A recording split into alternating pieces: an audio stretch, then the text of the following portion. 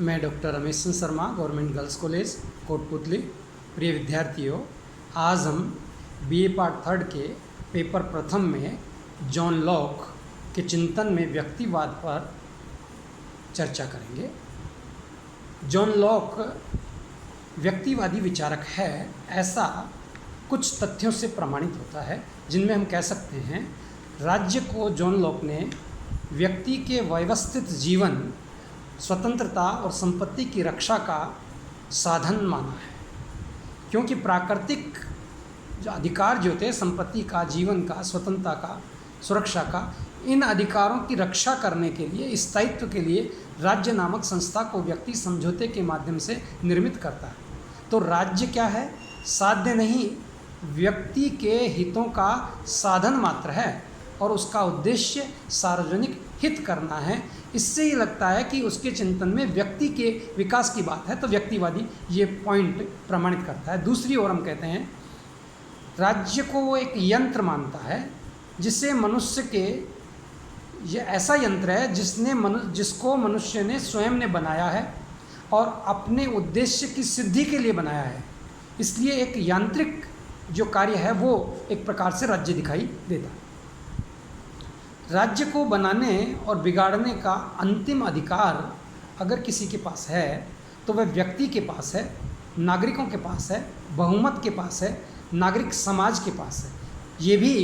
ये कहता है कि शासन एक ऐसा ट्रस्टी है जिसे जो कार्य सौंपे गए हैं वैसा अगर वह करता है और नहीं करता है तो उसे हटाने का अधिकार है, अन्यथा जो कार्य उसे दिए गए हैं उन कार्यों को संपन्न करना शासन का कार्य है। इसका मतलब क्या हुआ? जो एक ट्रस्ट होता है वो एक संरक्षक होता है, जिसके पास जो धरोहर होती है, पूंजी होती है समाज की, उस समाज की पूंजी का संरक्षण करता है, अभिवृद्धि करता है, उसकी सुरक्षा करता है, उसके अनुरूप कार्य करता है। और अगर उसके अनुरूप कार्य नहीं करता है तो ट्रस्टी बदल दिया जाता है, उसके स्थान पर दूसरा आ जाता है। इस प्रकार से वो राज्य को एक ट्रस्ट मानता है। इसलिए अब प्रश्न आ गया कि जब ट्रस्टी है तो वो सभी प्रकार के कानून नहीं बना सकता। वो वही कानून बना सकता है जिस सीमा तक उसे ट्रस्ट के रक्षा के अधिकार दिए गए। तो शासक केवल उन कानूनों का निर्माण करे जो प्राकृतिक विधि के विरुद्ध ना हो, व्यक्ति के प्राकृतिक अवस्था में प्राप्त जो अधिकार हैं उनकी रक्षा करते हों, इन अधिकारों का अनादर न होता हो, और न्याय संगत कानून हो जो इन अधिकारों का विकास कर सकते हैं, इनके अस्तित्व को समाप्त नहीं करते हैं बल्कि उनके अस्तित्व की रक्षा करते हैं। इसलिए अधिकारों का नियमन भी उसी सीमा तक हो जितना उसकी रक्षा के लिए आवश्यक है। तो ये बात वो कहते हैं जॉन लॉक कि राज्य जो है वो एक प्रकार का ट्रस्टी है और ट्रस्ट के माध्यम से उसके जो नियम हैं, कानून हैं, विधि हैं, वो भी उस सीमा तक वैसे ही बनने चाहिए। फिर राज्य की जब बात करें तो जॉन लॉक हॉब्स की तरह संप्रभुता की सिद्धांत की बात नहीं करता। राज्य को संप्रभु नहीं मानता, वो संप्रभु शब्द का प्रयोग ही नहीं करता। लॉक जो है राज्य की संप्रभुता शक्ति का प्रयोग ही नहीं करता। प्रत्येक वस्तु का आधार वो व्यक्ति को मानता है। हर वस्तु ऐसे व्यवस्थित होनी चाहिए जिसमें व्यक्ति की संप्रभुता सुरक्षित रह सके। व्यक्ति के संप्रभुता अर्थात संप्रभुता व्यक्ति में निहित मान रहा है। देखिए यहाँ राज्य में नहीं है, शासन में नहीं है, सत्ता में नहीं है, संप्रभुता व्यक्ति में निहित मानता है। इसलिए वहाँ लगता है कि जॉन लॉक व्यक्ति की जो व्यक्तिगत अधिकार हैं अर्थात व्यक्तिवाद के विचार भी उसमें पाए जाते हैं। इससे भी बड़ी बात जो उसे व्यक्तिवादी ठहराती है वो महत्वपूर्ण बात यह है कि किसी भी राजनीतिक विचारक ने जनता को क्रांति करने का अधिकार नहीं दिया, क्योंकि क्रांति का मतलब अव्यवस्था है। परंतु जॉन लॉक पहला विचारक है जो जनता को क्रांति का अधिकार अर्थात क्रांति के विरोध का अधिकार प्रदान करता है।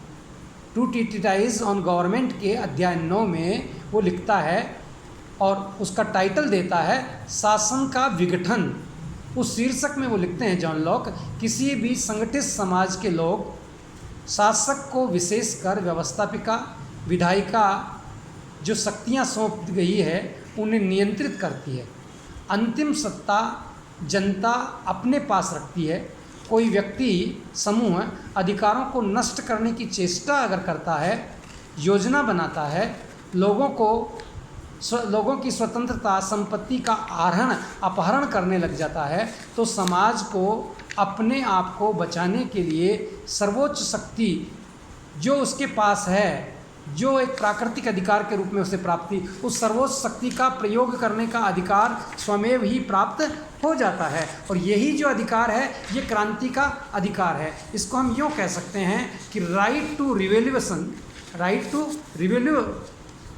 रिवोल्यूशन ऑफ रेजिस्टेंस, अर्थात क्रांति द्वारा विरोध का अधिकार। जॉन लॉक जनता को, अर्थात बहुमत को, जनता के को क्रांति द्वारा विरोध का अधिकार प्रदान करते हैं। वो कहते हैं शासकों द्वारा अगर विश्वासघात करने पर, ट्रस्ट की शर्तों का उल्लंघन करने पर, ट्रस्ट की शर्तों का अतिक्रमण करने पर, जनता की प्राकृतिक अधिकारों के विरुद्ध कार्रवाई करने पर, लोगों की सुरक्षा व्यवस्था न करने पर, जिसमें उसके ये जो अधिकार हैं उन अधिकारों को कानून के अधीन स्वतंत्र और सुरक्षित रखे गए हैं। जॉन लॉक शासन एवं राज्य में स्पष्ट भेद करते हैं। कहते हैं शासन अलग चीज़ है, राज्य अलग चीज़ है। और समझौता राज्य और शासन से जब होता है तो वो ट्रस्ट के रूप में होता है और दो समझौतों की बात करता है। और लोगों को अपने शासक के विरुद्ध, राज्य समाप्त नहीं होता है, राज्य स्थायी रखता है। वो शासन व्यवस्था है जो ट्रस्ट का कार्य कर रही है, उसके लिए वो कहता है कि लोगों को अपने शासकों के विरुद्ध विद्रोह का स्पष्ट अधिकार है यदि वे दुष्ट होते हैं या भ्रष्ट हो जाते हैं या जनता के अधिकारों की रक्षा नहीं करते हैं। इसलिए भ्रष्ट शासन को सुधारने के लिए क्रांति आवश्यक है। और स्वेच्छाचारी, दुष्ट और भ्रष्ट जो शासक है वो अपनी व्यक्ति को आत्मरक्षा के लिए स्वयं ही क्रांति करने का अधिकार सौंप देता है, क्योंकि वह ऐसे कार्य करता है कि व्यक्ति क्रांति करने के लिए, बगावत करने के लिए तैयार हो जाता है। और ये बगावत नहीं है, ये व्यक्ति के जो अधिकार हैं उसका प्रयोग करके सत्ता को परिवर्तन करने की बात करता है। तो राज्य को बनाए रखने के लिए यह अधिकार प्राप्त है कि कानून विहीन स्वेच्छाचारिता और प्राकृतिक अवस्था से बुरी दशा हो सकती है। इसलिए निरंकुश सत्ता भीड़ तंत्र से अधिक बुरी है। इसलिए वो निरंकुश सत्ता के स्थान पर भीड़ तंत्र की स्थापना की बात किया जाता है, निरंकुश राजतंत्र के स्थान पर संवैधानिक राजतंत्र की बात कहता है। इस प्रकार से जॉन लॉक जो है एक प्रकार से व्यक्ति को क्रांति का अधिकार सौंप देते हैं। परंतु क्रांति एक व्यक्ति नहीं कर सकते, कुछ व्यक्ति नहीं कर सकते, व्यक्तियों का समूह नहीं कर सकता। वो साफ कहते हैं नागरिक समाज, उसमें बहुमत का निर्णय वो करेगा कि शासक भ्रष्ट हो चुका है, शासक दुष्ट है या शासक न्यायोचित नहीं। और उस शासक के भ्रष्ट हो जाने पर लोगों को विद्रोह करने का अधिकार देता है। और विद्रोह क्रांति नहीं बल्कि अपनी ही वेद सत्ता को निश्चित पूर्वक या सही ढंग से अपने अस्तित्व की रक्षा, अपनी विचारों की अभिव्यक्ति, अपने सत्ता के अधिकारों का प्रयोग करता है। क्योंकि निरंकुश व्यक्ति या निरंकुश सत्ता होने के कारण, निरंकुशता के परिणाम स्वरूप वह अपनी वेदता खो चुका होता है। जो बिना अधिकार शक्ति का प्रयोग करता है निकाय बन जाता है, वो सरकार नहीं रह पाती, शासन नहीं रह पाता है। इसलिए ऐसे सरकार और शासन को व्यक्तियों को परिवर्तित करने का, उसके विरुद्ध क्रांति करने का, उसके विरुद्ध युद्ध की स्थिति में डाल देने का कार्य कर सकता है।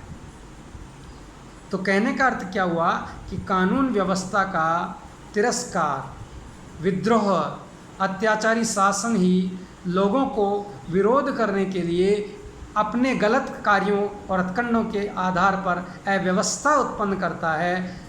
अव्यवस्था से असुरक्षा उत्पन्न होती है और गृह युद्ध की स्थिति का जन्म हो जाता है। परिणाम स्वरूप शासन की त्रुटियां, शासन की कमियां, शासन की अपूर्णताओं को सहन करने के लिए लोगों की एक सहन क्षमता, एक सीमितता होती है। जब वो सहन क्षमता टूट जाती है, छूट जाती है, धैर्य समाप्त हो जाता है, धैर्य जवाब दे देता है, तब जाकर व्यक्तियों के बहुमत द्वारा क्रांति की जाती है। और क्रांति करना उचित है, क्योंकि जो शासक बना है, जो संस्थाएं बनी हैं, विश्व में अब तक जितनी, चाहे वो सामाजिक संस्थाएं हों, चाहे वो राजनीतिक संस्था हों, चाहे वो शैक्षिक संस्थाएं हों, उन सभी संस्थाओं का आधार व्यक्ति के नैतिक अधिकार को मान्यता देना है, उसके नैतिक अधिकार के द्वारा बनी है।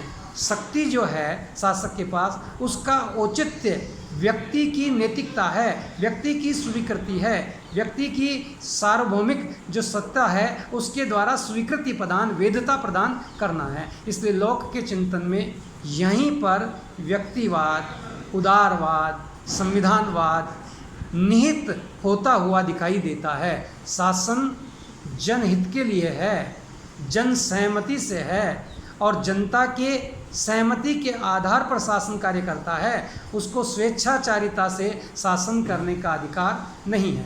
इसलिए भ्रष्ट शासक को पदच्युत करने हेतु संवैधानिक साधनों का प्रयोग किया जाना चाहिए।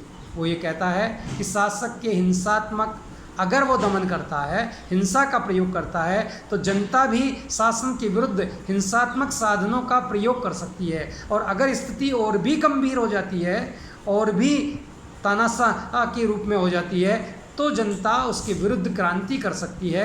और क्रांति ये जो है ये बहुमत के माध्यम से ही की जा सकती है। इसलिए जॉन लॉक की चिंतन में क्रांति का अधिकार स्वमेव ही जनता को प्राप्त हो जाता है और जनता उस अधिकार के माध्यम से क्रांति कर देती है। अब इस क्रांति के विचार की आलोचनाएं भी बहुत सारे विचारकों ने की है। उन लोगों की ये मान्यता है कि क्रांति का अधिकार अगर जनता को दिया जाता है तो ये दिया जाने वाला अधिकार जो है उचित नहीं होगा, क्योंकि अगर जनता जन क्रांति का अधिकार देना तर्क संगत नहीं लगता है, ये कहते हैं आलोचक। क्योंकि अगर जनता के हाथ में क्रांति का अधिकार होगा तो वो बगावत करेगी, क्रांति करेगी और क्रांति के माध्यम से शासक स्थायी नहीं रह पाएगा। और शासक स्थायी नहीं रहेगा तो समाज और जनता और राज्य को हमेशा खतरा मंडता रहेगा। तो इस खतरे से बचने के लिए शासक के पास शक्ति होनी चाहिए, संप्रभुता होना चाहिए। डायरेक्ट सारी संप्रभुता जनता को नहीं दी जानी चाहिए। दूसरी ओर वो आलोचना का आधार देते हैं कि निरंकुश पूर्व शासन के आंकलन को समुचित और न्यायपूर्ण व्यवस्था नहीं कही जा सकती, क्योंकि जो बहुमत है उस बहुमत की भी तो निरंकुशता हो सकती है कि बहुमत सारा गलत डिसीजन लेकर के शासक और सत्ता को परिवर्तित कर सकता है, जो उसकी इच्छा अनुसार कार्य नहीं करता या उसे दबा सकता है। इसलिए भी शासक के विरुद्ध क्रांति का अधिकार दिया जाना उचित नहीं मानते,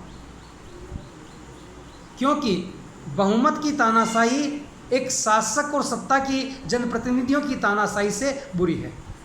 क्रांति के कारण राज्य का जो स्वरूप है वह नहीं रह पाता है, स्वरूप बदल जाता है। उसके स्थान पर क्रांति के बाद शासक और सत्ता वैसे ही संवैधानिक होगी, इसकी गारंटी नहीं है। तो क्रांति का अधिकार अप्रत्यक्ष में हम अगर समझना चाहें तो क्रांति का अधिकार जो जॉन लॉक देता है जनता को, उस अधिकार के माध्यम से कहीं ऐसा तो नहीं लगता है कि जो ब्रिटेन में गौरवपूर्ण क्रांति हुई उस गौरवपूर्ण क्रांति को वो उचित ठहरा रहा हो या उसे न्यायोचित ठहराने का कार्य कर रहा हो, या वो एक सीमित राजतंत्र के बहाने जनतंत्र की स्थापना अप्रत्यक्ष में जनतंत्रवादियों को भी संतुष्ट करता हो और उधर राजतंत्रवादियों को भी संतुष्ट कर रहा हो। ये एक आलोचकों की धारणा है, आलोचकों की मान्यता रही है। इसलिए हम ये कह सकते हैं कि जॉन लॉक के चिंतन में व्यक्तिवाद के विचार पाए जाते हैं और जनता को क्रांति का अधिकार देता है और सबसे बड़ा व्यक्तिवादी विचारक है, और उसे व्यक्तिवादी होना अपने आप में एक श्रेष्ठ उसके चिंतन की अभिव्यक्ति दिखाई देता है। धन्यवाद। आगे हम फिर बात करें।